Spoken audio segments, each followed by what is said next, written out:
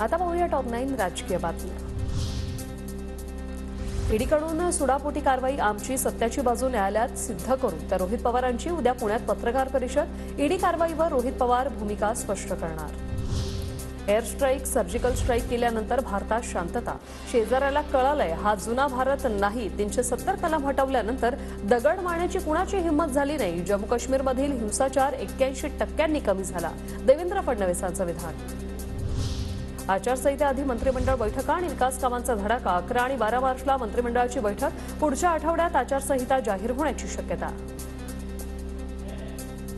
पुण्यात अजित पवार, फडणवीस आणि सुप्रिया सुळे एकाच मंचावर येणार। उद्या मल्टी स्पेशालिटी हिलिंग हॉस्पिटलचं उद्घाटन। मुंबई शिंदे गटाच्या घाटकोपरमधल्या शाखेचा भाजप नेते मंगल प्रभात लोढांच्या हस्ते उद्घाटन। शिवसेना शाखेच्या उद्घाटनावेळी आमदार पराग शहाही उपस्थित।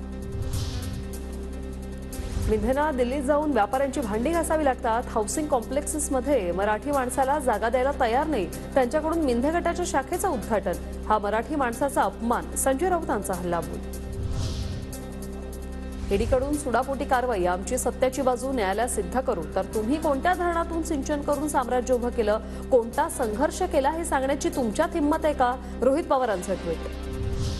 कारवांसमोर अजित पवार, प्रफुल्ल पटेलांनी गुडघे टेकले आणि भाजपत गेले, पण आम्ही झुकणार नाही। रोहित पवारांवरील ईडी कारवाईवरून संजय राऊतांची टीका। साताऱ्यातून सारंग पाटलांना उमेदवारी मिळावी, पोस्टर व्हायरल। सारंग पाटलांच्या समर्थकांकडून सोशल मीडियावर पोस्टर व्हायरल।